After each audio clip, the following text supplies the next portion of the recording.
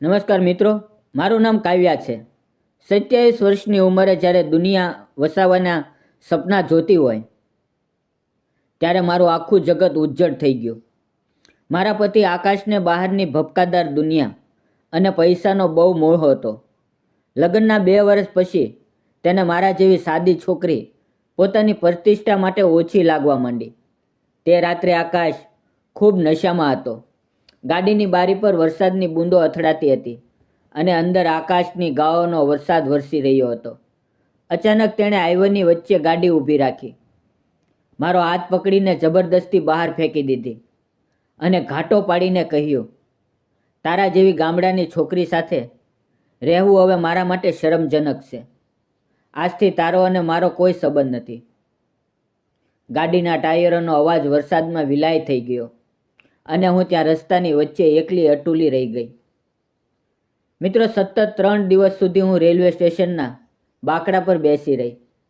મારી પાસે નહોતા પૈસા કે નહોતું જવાનું કોઈ ઠેકાણું. ભૂખ એવી લાગી હતી કે જાણે પેટમાં તેજાબ પડ્યો હોય. લોકો મને શંકાની નજરે જોતા, કોઈ ચોર સમજતું તો કોઈ કંઈક બીજું. ત્રીજા દિવસે બપોરે ગરમી અસહ્ય હતી. મેં હિંમત ભેગી કરી પાણી શોધવા માટે સ્ટેશનની બહાર પગ મૂક્યો. ચાલતા ચાલતા રસ્તા પર જ મને ચક્કર આવવા લાગ્યા. સૂર્યનો તાપ અને ખાલી પેટ. મારા પગ લથડ્યા. માથું એક મોટા પથ્થર સાથે અથડાયું અને પછી બધું અંધકારમય થઈ ગયું. જ્યારે મારી આંખો ખુલી ત્યારે હું એક સફેદ અને સ્વચ્છ રૂમમાં હતી. પંખાનો ધીમો અવાજ આવતો હતો. મારા હાથમાં ગ્લુકોઝની બોટલ ચડતી હતી અને બાજુમાં એક અત્યંત માયાઓ વૃદ્ધા બેઠા હતા, જે હાથમાં માવા ફેરવી રહ્યા હતા.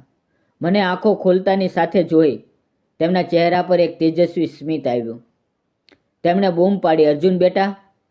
જો દીકરીને હોશ આવી ગયો ત્યારે એક ગંભીર અને તેજસ્વી ચહેરાવાળો યુવાન અંદર આવ્યો. તેણે સફેદ કોટ પર સ્ટેથોસ્કોપ હતું.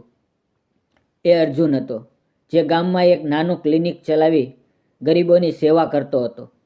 અર્જુને 7 દિવસ સુધી દવાખાનામાં મારું કોઈ પોતાનું હોય તેમ ધ્યાન રાખ્યું. જ્યારે મેં તેને રડતા રડતા મારી આપવીતી સંભળાવી ત્યારે તેની આંખોમાં અપાર કરુણા અને આકાશ પ્રત્યે ગુસ્સો હતો. હું સાજી થઈ ગઈ, પણ મારે જવું ક્યાં? બા એટલે કે અર્જુનના માતા મને જબરદસ્તી એમના ઘરે લઈ ગયા. મેં નક્કી કર્યું કે હું મફતનું અન્ન નહીં લઉં. મેં અર્જુનના ક્લિનિકમાં સાફ સફાઈ, ફાઇલો ગોઠવવી અને દર્દીઓને ટોકન આપવાનું કામ સંભાળી લીધું. અહીંથી શરૂ થઈ આકર્ષણની એ ધીમી સફર. શરૂઆતમાં તો હું અર્જુનને એક ડૉક્ટર અને મારા રક્ષક તરીકે જોતી હતી, પણ જેમ જેમ દિવસો વીતતા ગયા મને તેના વ્યક્તિત્વના પાસાઓ સમજાવા લાગ્યા. અર્જુન બહુ ઓછું બોલતો, પણ તેનું કામ ઘણું બોલતું. મોડી રાત સુધી તે ગરીબ મજૂરોની સારવાર કરતો.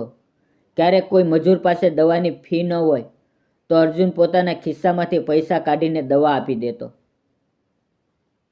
એક દિવસ મેં તેને પૂછ્યું, તમે આટલું બધું મફત કેમ કરો છો? તમારું ઘર કેવી રીતે ચાલશે?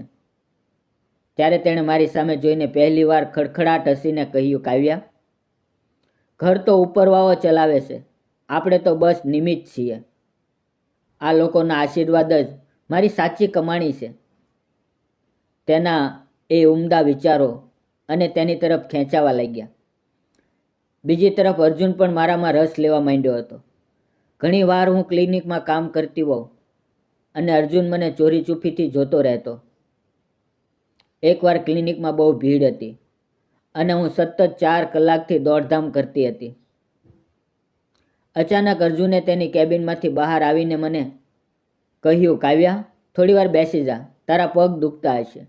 મેં કહ્યું, ના સાહેબ, હજી ઘણા દર્દીઓ બાકી છે. તેણે હસીને મારો હાથ પકડ્યો અને ખુરશી પર બેસાડી. પોતે રસોડામાં જઈને મારા માટે ચા બનાવી લાવ્યો. એક ડૉક્ટર તેના જેવી સાધારણ મદદનીશ માટે ચા બનાવી લાવે, એ વાત મારા દિલને સ્પર્શી ગઈ. તે દિવસે મને અહેસાસ થયો કે અર્જુનના મનમાં મારા માટે કંઈક ખાસ છે. એક સાંજે ક્લિનિક બંધ કર્યા પછી અમે વરંડામાં બેઠા હતા. આકાશમાં પુષ્કળ તારા હતા. અર્જુને ધીમેથી વાત છેડી, કાવ્યા, તારા આવ્યા પછી આ ઘર અને આ ક્લિનિક બંનેમાં એક નવી જ ઉર્જા આવી ગઈ છે. બા પણ તારા વગર રહી શકતા નથી. મેં નીચું જોઈને કહ્યું, બાનો પ્રેમ જ મને અહીંયા ટકાવી રહ્યો છે. ત્યારે અર્જુન થોડીવાર ચૂપ રહ્યો અને પછી બોલ્યો, માત્ર બાનો જ પ્રેમ? મારો સાથ તને નથી ગમતો? મારું હૃદય જોરથી ધડકવા લાગ્યું. મેં હિંમત કરીને પૂછ્યું, અર્જુન, તમે એક ડૉક્ટર છો અને હું એક રજોતી તેજાયેલી સ્ત્રી. આપણો મેળો કેવી રીતે બેસે? ત્યારે અર્જુને મારો હાથ તેના હાથમાં લીધો. તેનો સ્પર્શ બહુ પવિત્ર અને હુંફાળો હતો. તેણે કહ્યું, કાવ્યા, હીરો કચરામાં પીડ્યો હોય તો પણ એની કિંમત ઓછી નથી થતી. તારો ભૂતકાળ શું હતો એની સાથે મને કોઈ લેવાદેવા નથી. મારે તારો વર્તમાન અને ભવિષ્ય બનવું છે. શું તું જિંદગીભર આ ડૉક્ટરની સેવાભાવી દુનિયામાં તેની સાથીદાર બનીશ? મારી આંખોમાંથી ખુશીના આંસુ વહેવા લાગ્યા. મેં હા પાડી અને બાએ અંદરથી આવી અમને બંનેને ભેટી લીધા. ગામમાં વાતો થઈ, વિરોધ થયો. લોકોએ કહ્યું કે ડૉક્ટર સાહેબ આ ભૂલેલી ભટકેલી સ્ત્રીને કેમ વહુ બનાવે છે. પણ અર્જુન પર્વતની જેમ મક્કમ રહ્યો. તેણે સાદાઈથી ગામના મંદિરમાં મારી સાથે લગ્ન કર્યા. લગ્ન પછી તેણે મને રસોડા સુધી સીમિત ન રાખી. તેણે મને ભણવા પ્રોત્સાહન આપ્યું. મેં નર્સિંગનો કોર્સ કર્યો અને આજે અમે બંને ખંભે ખંભો મિલાવીને ક્લિનિકમાં સેવા કરીએ છીએ. આજે અમારે ત્યાં એક નાની દીકરી છે જેનું નામ અમે આશા રાખ્યું છે. મિત્રો, આ વાર્તા સંદેશ આપે છે કે કોઈ સ્ત્રી જો મુશ્કેલીમાં હોય કે તેના પતિએ તેને તરછોડી દીધી હોય તો એનો મતલબ એ નથી કે તેનું જીવન પૂરું થઈ ગયું છે. સ્ત્રી એ કોઈ વસ્તુ નથી કે જેને વાપરીને ફેંકી શકાય. તે સન્માનની હકદાર છે. અને પુરુષો માટે મારો સંદેશ એ છે કે અર્જુન જેવા બનો, જે સુંદરતાને ચહેરામાં નહીં પણ સંસ્કાર અને સ્વભાવમાં જુએ છે. સમાજ શું કહેશે એના કરતાં તમારું મન શું કહે છે એ મહત્ત્વનું છે. કોઈ લાચારને સહારો આપવો એ સૌથી મોટી ભક્તિ છે. મિત્રો, આ મારી પ્રેમ કથા તમને કેવી લાગી? જો વાર્તા તમારા દિલને સ્પર્શી હોય તો વિડીયોને લાઈક કરજો. તમારા મિત્રો અને સખીઓને અને ગ્રુપમાં શેર કરજો. અને આવી વધુ પ્રેરણાદાયી વાર્તાઓ માટે અમારી ચેનલને સબસ્ક્રાઈબ કરવાનું ભૂલશો નહીં. ફરી મળીશું મિત્રો આવતીકાલે એક નવી સુંદર સફર સાથે. ત્યાં સુધી ખુશ રહો અને માનવતા જીવંત રાખો. ધન્યવાદ મિત્રો. વાર્તામાં આવેલા નામપાત્ર અને ઘટના ફક્ત કાલ્પનિક હતા. તેનો કોઈ પણ વ્યક્તિ, જાતિ કે ધર્મ સાથે સંબંધ નથી. આ વાર્તા શૈક્ષણિક હેતુના ઉદ્દેશ સાથે બનાવવામાં આવી હતી. તેને અન્યથા ન જોશો.